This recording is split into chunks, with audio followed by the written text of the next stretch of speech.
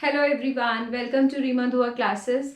Our today's topic for revision is clearing process in India. Like in last video we discussed कि clearing क्या होता है, क्या functions हैं clearing house के. So clearing is basically for clearing the procedure with which we can assure that जो हमें payment मिलना है किसी चेक के थ्रू, एक ब्रांच का हो या डिफरेंट बैंक्स का हो, वो पेमेंट क्लियर हो जाना चाहिए, राइट? तो उसका प्रोसेस कैसे चलता है? सो इनिशियली ये प्रोसेस कैसे स्टार्ट होता है?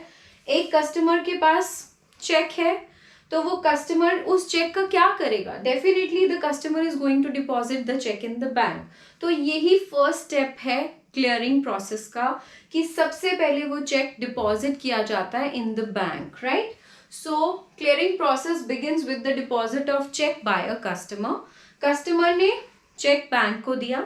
अब बैंक इसके बाद क्या करेगा कि बैंक इसकी ऑथेंटिकेशन पे वर्क करना स्टार्ट करेगा कि ये जो चेक आया है वो ऑथेंटिक है या नहीं, रियल किसी बैंक ब्रांच से इशू हुआ है, मीन्स उसका चेक है या नहीं, जो भी उससे related account details, whatever the customer details you want to check, वो ऑथेंटिकेशन प्रोसीजर स्टार्ट हो जाता है फ्रॉम द बैंक साइड.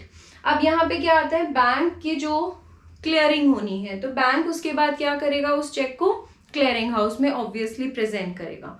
अब वो क्लियरिंग हाउस में जाता कैसे है?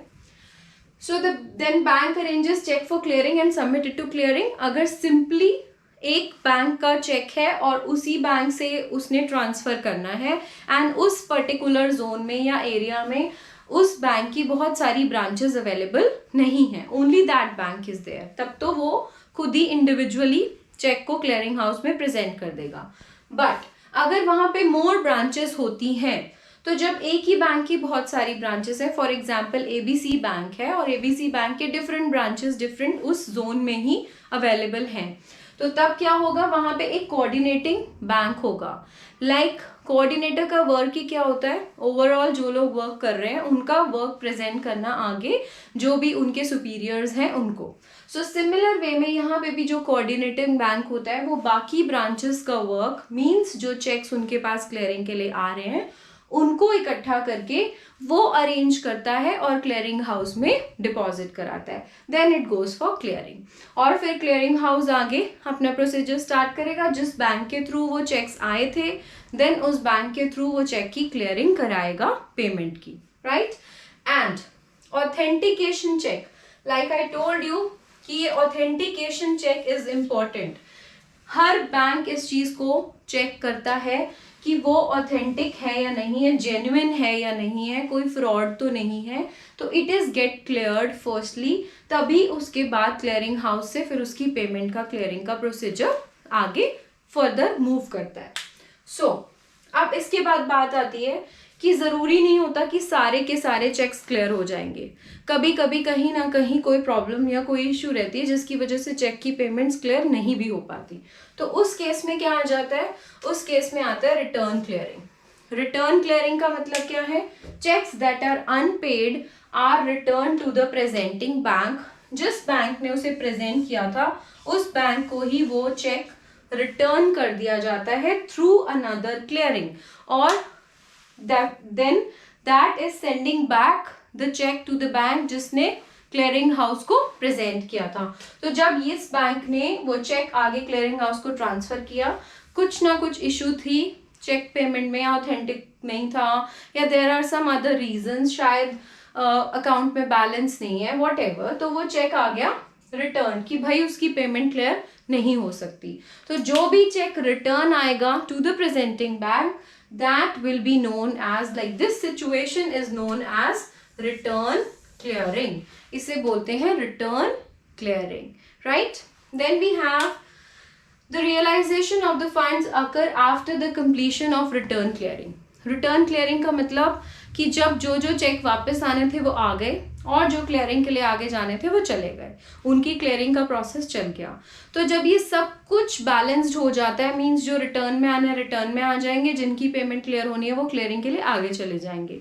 तो जब ये सारा प्रोसीजर कंप्लीट होता है उसके बाद ही फंड्स की रियलाइजेशन होती है. फंड्स की रियलाइजेशन का मतलब ये है कि फंड्स की पेमेंट क्लियर करने के लिए प्रोसीजर आगे बढ़ाया जाता है। रियलाइज करना फंड्स को मीन्स फंड्स को लेना, तो फंड्स को कोई तभी ले पाएगा जब वो सारा प्रोसीजर कंप्लीट हो जाएगा, right. So next is settlement. अब सेटलमेंट क्या होता है? ऑब्वियसली ये जो प्रोसीजर चल रहा है जिसमें कस्टमर बैंक को चेक दे रहा है, वो आगे क्लियरिंग हाउस को दे रहा है, फिर जिस बैंक का चेक है उसके थ्रू सारी पेमेंट की क्लियरेंस हो रही है, ये सब कुछ भी क्या कर रहे हैं actually? This all is happening for the settlement of funds. जितने भी अमाउंट का क्लेम हुआ है, सपोज करो एक चेक बनाया गया था विच वॉज फॉर 50,000। सो जब ये 50,000 का चेक बना है तो दैट मीन्स ये 50,000 का क्लेम है कि इसका अमाउंट मिलना चाहिए because it is written on the cheque, और ये जो ड्रॉ हो चुका है चेक, इसकी ये 50,000 की जो पेमेंट है वो क्लियर होना मस्ट है। तो जब इस अमाउंट की क्लियरिंग होगी तो उसे हम बोलेंगे सेटलमेंट। तो let us understand it happens at different levels, like I told you, different levels पे जब क्लियरिंग चल रही है तो वहां पे सेटलमेंट ऑफ फंड्स होती है। तो क्लेम सेटलमेंट क्या है? जितना भी अमाउंट चेक पे ड्रॉन है, जो भी अमाउंट मेंशन्ड है, उसकी क्लियरेंस होनी है, that is the claim settlement of funds. The settlement of funds between the service branch and the branch concerned represent the transfer of funds. अब branches concerned कौन सी है? एक तो ये बैंक है जिस बैंक में कस्टमर ने अपना चेक प्रेजेंट किया था, और एक ये बैंक ब्रांच है जिसका एक्चुअली चेक बना हुआ था, means this person has received the cheque of this branch. ये ABC बैंक है और ये XYZ बैंक है। तो मीन्स अगर उसे XYZ बैंक का चेक मिला था तभी वो ABC बैंक में उसको प्रेजेंट कर रहा था। दैट इज वाई ये दोनों कौन है? द कंसर्न्ड बैंक्स हैं।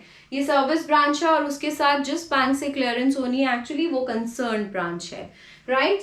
सो इन दोनों के बीच में जो फंड्स का ट्रांसफर होगा, जो फंड्स चले जाएंगे पेमेंट के लिए, वो सेटलमेंट ऑफ फंड्स कहलाएगा।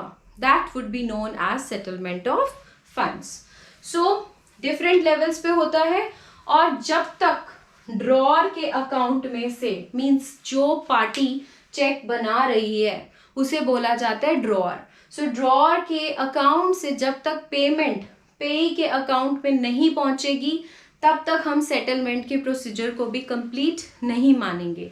मीन्स जो भी पेमेंट होनी है, फॉर एग्जाम्पल अगर XYZ बैंक का 50,000 का ये चेक बना था, तो ये XYZ बैंक से 50,000 क्लियर होके उस पेई के पास आ जाने चाहिए जिसने वो चेक एक्चुअली बिगिनिंग में प्रेजेंट किया था। तो this whole thing brings the settlement of funds. इसे बोला जाता है कि अब फंड्स की सेटलमेंट हो गई। Clear? So please revise it कि प्रोसीजर बिगिन कहाँ से होता है? चेक को प्रेजेंट करने से बिगिन होता है, फिर क्लियरिंग हाउस में जाता है, फिर आगे कंसर्न बैंक से पेमेंट क्लियरेंस होती है आफ्टर चेकिंग द ऑथेंटिकेशन। इस पूरे प्रोसीजर को क्या बोला जाता है? क्लियरिंग का सेटलमेंट हो रहा है फंड्स का। और वो क्लियरिंग सेटलमेंट कंप्लीट कब माना जाएगा? जब ड्रॉअर के अकाउंट से पेई के अकाउंट में पैसा ट्रांसफर हो जाएगा।